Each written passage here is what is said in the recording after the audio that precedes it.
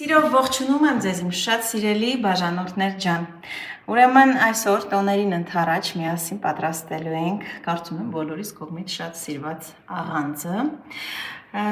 որը ես կպատրաստեմ իմ տատիկի բաղադրատոմսով։ Ասեմ, որ ամենահամով աղանձը պատրաստում էր հենց ինքը եւ միգուցե ուներ ինչ-որ մի փոքր, բայց գաղտնիքներ, այսպես ասենք, որ աղանձը ստացվեր էլ ավելի խրխրթան, բայց այդ խրխրթանության մեջ ուտելի զգում էինք փխրունություն, այսպես փխրուն, շատ համեղ աղանձ էր պատրաստում, որը ես այսօր կկրկնեմ։ Ուրեմն աղանձ պատրաստելու համար այսպես կլասիկ տարբերակով գիտեք, որ վերցնում ենք միայն կանեպ, որը ես իհարկե մաքրել եմ, ինչպես եմ մաքրում, ցանկացած տիպի այսպիսի նպարեղեն կլինի կամ կանեպ, լցնում եմ սպիտակ մակերեսի վրա, իմ դեպքում սեղանի վրա եւ այսպես մաքրում եմ, գիտեք արդեն ինչպես, միգուցե ինչ-որ խոշոր բան նկատվի մեջը, այդպես։ Եվ իհարկե ձավար է մեզ պետք, ոչ կարմիրը, կարմիրը կոշտ է։ Դա չենք օգտագործելու, սա է մեզ հարկավոր։ Եվ իհարկե պետք է լվանալ։ Այստեղ եմ լվանում, որպեսզի դուք էլ տեսնեք ինչպես։ Եվ դուք տեսնում եք, չէ՞, կանեպը ինչքան թեթև է,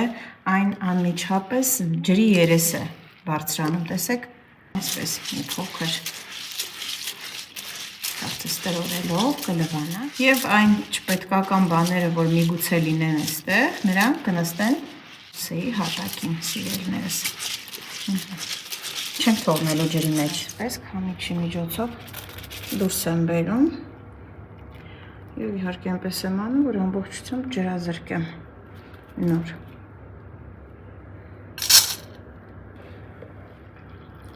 Յուրաքանչյուր բաղադրատոմս էլ կապ չունի դժվար, թե հեշտ բաղադրատոմս ունի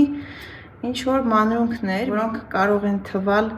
դե բա ինչ կարիք կար այսպիսի բաները ցուցադրել եւ այլն, բայց հավատացեք, միգուցե դուք շատ անգամներ եք պատրաստել, բայց ինչ որ մեկը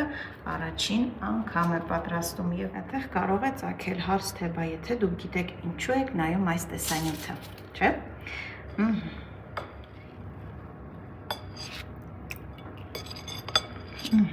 Այն ինչ որ նստեց տակը, դա էլ մեզ հարկավոր չէ։ Ձավարը ես հիմա չեմ թրջում, ես այն կլվանամ անմիջապես պատրաստելուց առաջ, որպեսզի այն իր մեջ ջուր չկլանի եւ անիմաստ տեղը ջուրի, այսպես։ Գնանք գազօջախի մոտ։ Թավան դնում եմ միջին կրակի վրա, շատ ուժեղ պետք չի անել կրակը, որպեսզի արագ չայրվի եւ այլն եւ այլն։ Քանի դեռ թաց է կանեպը, ավելացնում եմ աղ։ Իհարկե կարող եք ամենը բովել առանց աղ, շատ կարևոր է անընդհատ, այսպես տարբեր ուղղություններով խառնել, որպեսզի համաչափ բովվի։ Ինչպես կողմնորոշվել պատրաստել, թե ոչ։ Կանեպները ճտճտալու են եւ սկսելու են ցայտել սիրելիներս։ Ուրեմն կանեպի եւ ձավարի քանակը ինձ մոտ 1:1 հարաբերակցությամբ է, սակայն դուք կարող եք վերցնել մեկից մի քիչ ավել, մեկից մի քիչ պակաս, ոչ մի խնդիր, նայած թե որն եք ավելի շատ նախընտրում։ Պարզապես այսպես 1:1 ավելի ճիշտ է։ Ահա սիրելիներս, այսպես առանց շտապելու բովելու ենք, ունենանք ամենահամեղ փխրուն, հենց այդ ճիշտ բառը։ Գիտենք, որ աղանձը խրխրթան է, բայց դրա այդ մեկտեղ պետք է լինի փխրուն։ 18 րոպե, այսպես միջին կրակով բովում եմ, անընդհատ խառնելով, տեսեք, անընդհատ։ Եվ դուք լսում եք արդեն այս ճտճտոցը։ Տեսեք։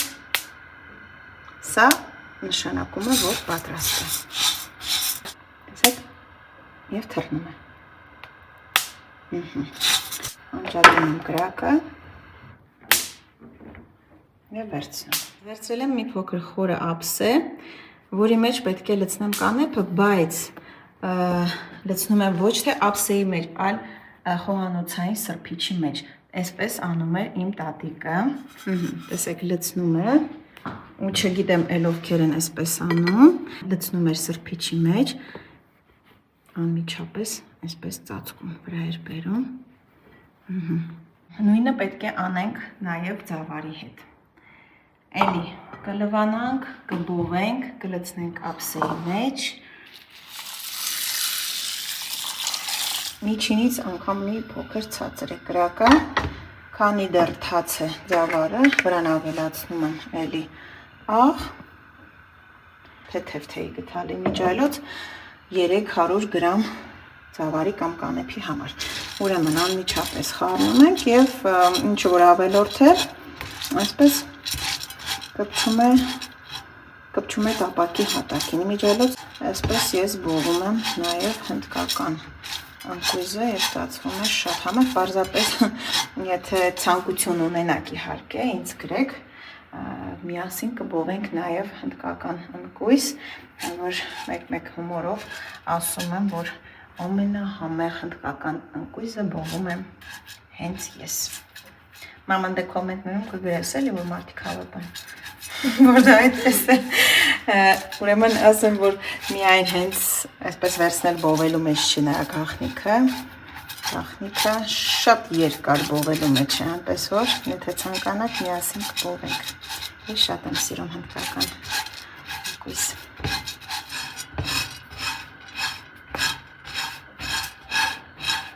Բովելու ընթացքում էլի ճտճտոց կլսեք, բայց իհարկե սա պատրաստ լինելու նշան չէ։ Մեզ պետք է որ այս բոլոր հատիկները հնարավորինս ոսկեգույն են հավասարաչափ սիրելիներս, այնպես որ համբերատար ցածր կրակի վրա բովում ենք, իհարկե կրակն էլ ցածր պետք է լինի, որպեսզի մեջից էլ լավ չորանա ծավարի հատիկը։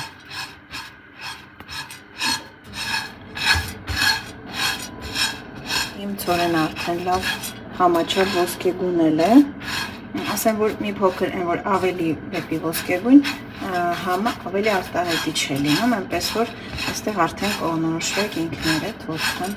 ավել պահեք կրակի վրա, բայց կարծում եմ, որ վերջ պատրաստ է։ Սա էլ էսպես, ահա տեսեք, ինչ ընտիր է անուշ հոտը գալիս է, նորից լցնում եմ այստեղ սրբիչի վրա, էլի ծածկում եմ սրբիչով և թողնում եմ, որ հանգստանա, այսպես, հետո կխառնենք։ Այս երկու բաղադրիչը աղանդի կլասիկ այդ տարբերակն են կազմում,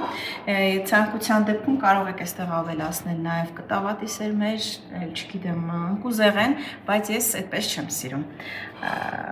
այս երկուսի համադրությունը ավելի համեղ։ Ինչ ես իմ ռուսական ալիքի համար թխեցի, այսպես ասած, տորտ Նապոլեոնը շերտավոր խմորով, այնքան համեղ է, չեք պատկերացնում, բազմիցս ասել եմ, որ իմ ամենասիրելիների շարքից է, շատ համեղ է, եթե ցանկություն լինի, այս ալիքում եկը թխենք, ինչպես տեսնում եք, ամբողջական Նապոլեոն եմ թխել և ոչ թե հատերով, հետարանքում սառչել էր աղանդը և մենք կարող ենք խառնել իրար։ Դեպետ ասեմ, որ մեկը մյուսի վրա էլ որ լցնեիք, էլի կլիներ, բայց ես այսպես եմ սովոր ու չեմ ուզում խախտել ավանդույթը, տեսեք։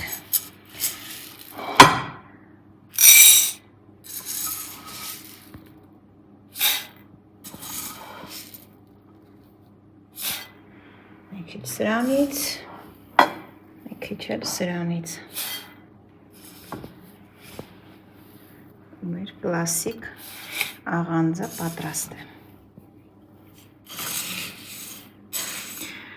Ինչպես պահպանել,